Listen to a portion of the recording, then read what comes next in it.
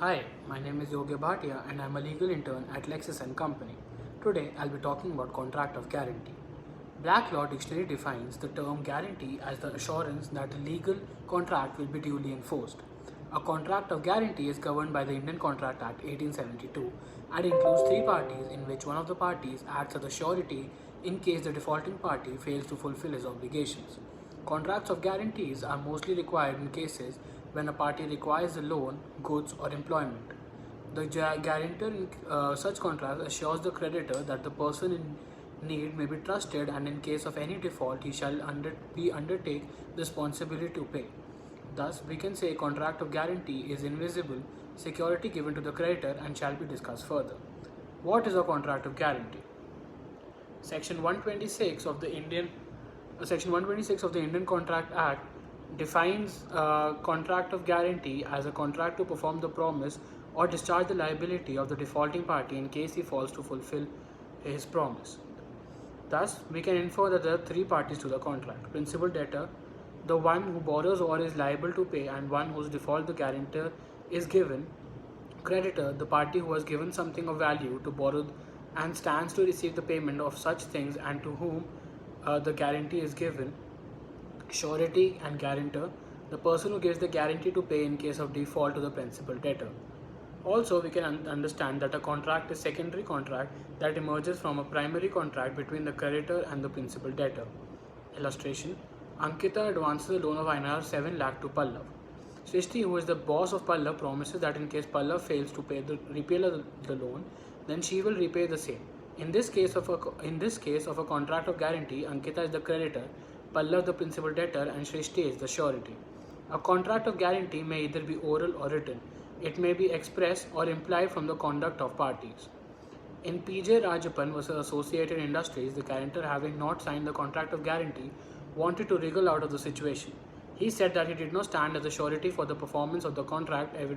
Evidence showed the involvement of the guarantor in the deal and had promised to sign the contract later. The Kerala High Court held that a contract of guarantee is a tri-party agreement involving the principal debtor, surety, and the guarantor. Essentials of a contract of guarantee. First, must be made with agreements of all the parties. All the three parties to the contract, that is, the principal debtor, the creditor, and the surety, must agree to make such a contract with the agreement of each other. Here, it is important to note that the surety takes a responsibility to be liable for the debt of the principal debtor only on the present request of the debtor. Hence, communication, either expressed or implied by the principal debtor to the surety, is necessary.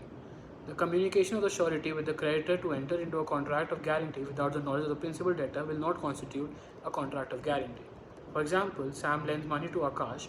Sam is a creditor and Akash is a principal debtor. Sam approaches Raghav to act as a surety without any information to Akash. Raghav agrees. This is not valid.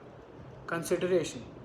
According to section 127 of the Act, anything is done or any promise made for the benefit of the principal debtor is sufficient consideration to the surety for giving the guarantee.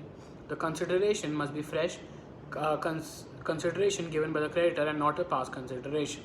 It is not necessary that the guarantor must receive any consideration and sometimes even tolerance on the part of the creditor. In State Bank of India vs. Premco Sawmill, the State Bank gave notice to the debtor defendant and also threatened legal action against her. But her husband agreed to become surety and undertook to pay the liability and also executed a promissory note in favor of the State Bank, and the bank refrained from threatened action. It was held that such patience and acceptance on the bank's part constituted good consideration for the surety.